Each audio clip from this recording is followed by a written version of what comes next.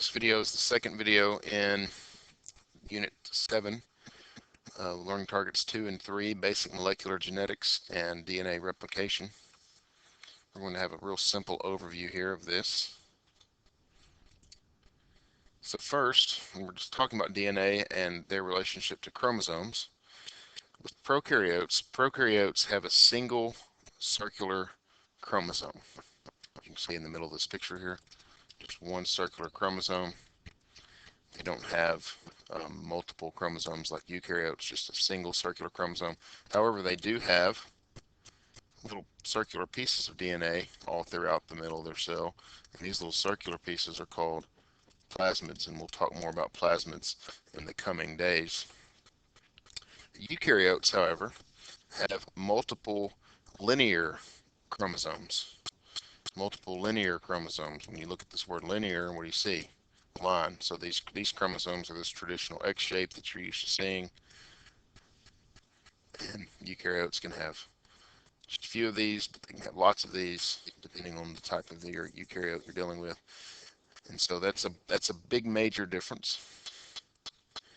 Also with DNA is normally found in the cell in the state called chromatin. If you remember, chromatin is the state DNA is found in when the cell is in interphase and not dividing, and this is just a bunch of DNA and proteins in the nucleus. But when the cell gets ready to divide, that DNA is bound up in structures called chromosomes. And how does it bind itself up? How does it wind up? Well, the main way that it does that is structures called histones. And histones are like little spools of thread. These little purple things look like they have bomb fuses on them. Well, this is a histone here. Well, when you have the DNA plus the histone, this whole structure is called a nucleosome. And essentially what happens is, I can draw this on another page. What's going on? So here's some histones. DNA kind of wraps around them. And the histones will eventually get really tightly wound with that DNA wrapped around them.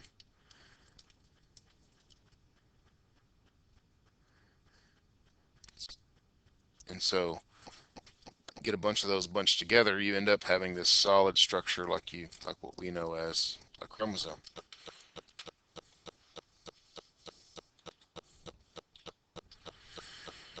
So now for a little bit about RNA. RNA is a very important molecule because of its nature and what it's supposed to do. RNA has some similarities with DNA in that it is also a nucleic acid, so it has a 5-carbon sugar, it has nitrogenous bases, and it has a phosphate group. However, RNA also has 3 major differences with DNA. And so firstly, one of the main differences is that in RNA, uracil replaces thymine. So where you would have a thymine, instead you have a uracil. Also, a major difference that you can see in this picture is that RNA is single-stranded, whereas DNA is double-stranded.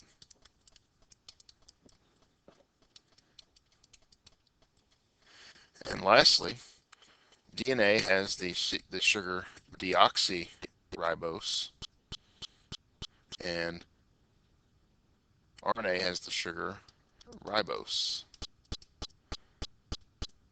So a different 5-carbon sugar. So there's no way you could ever have an identical strand of RNA to DNA because of that sugar difference, even if you had the same letters. And you're more likely you're not going to have the same letters because of that uracil.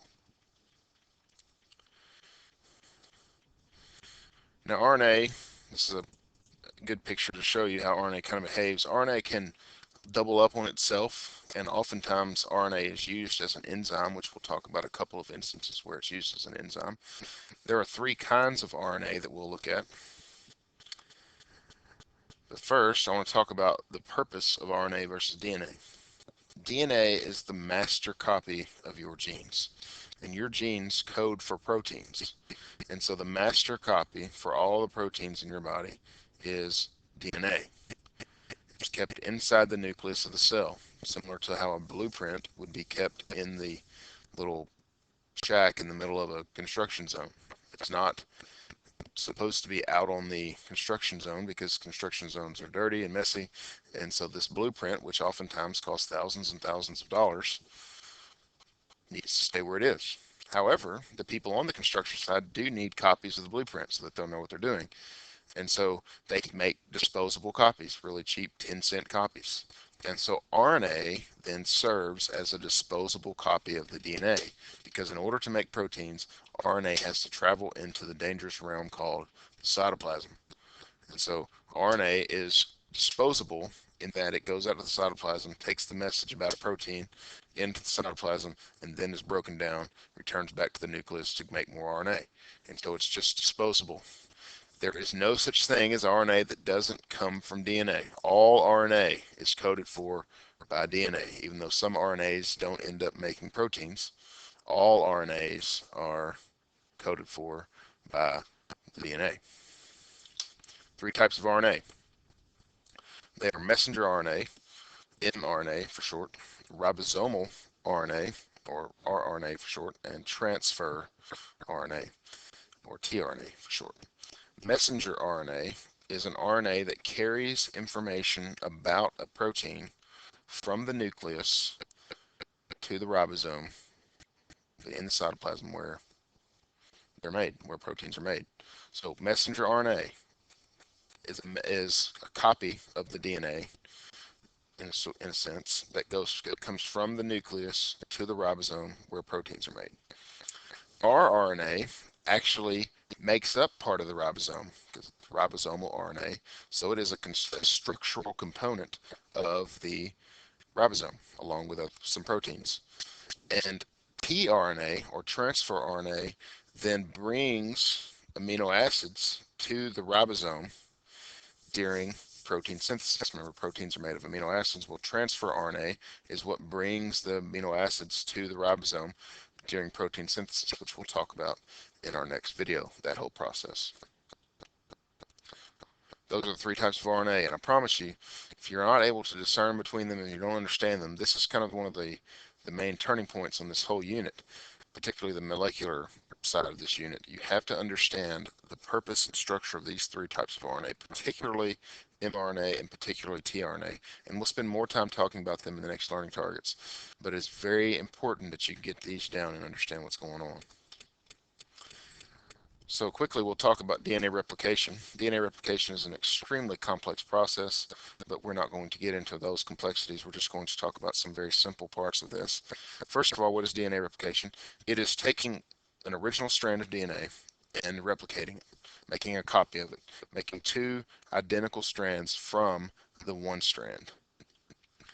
And the model that we use to talk about DNA replication is called the semi-conservative model. Semi means half, conservative means to save something.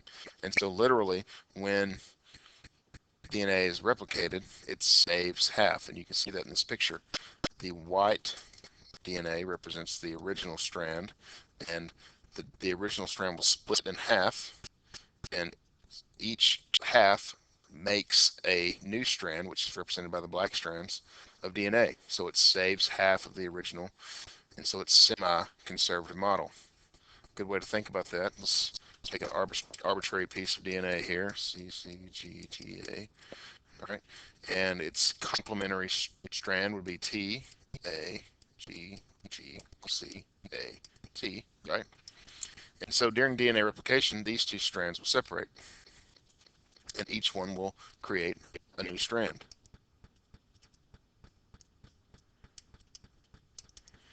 The other one. And so you have two new strands. Both of them they're identical to one another, each of them having half of the original and half new. So DNA replication can be represented in 4 steps. These steps are kind of happening simultaneously. This giant motor that contains all of these enzymes is just ripping through the DNA. But we're going to describe them as steps just so we can kind of conceptualize this. And again, this process is much more complicated than what we're showing here, but I'm giving you this at an entry level so that you can understand it. So if you do go out and search more, you're liable to get an entire handful. And so kind of temper that with what we're learning about just simply in this class.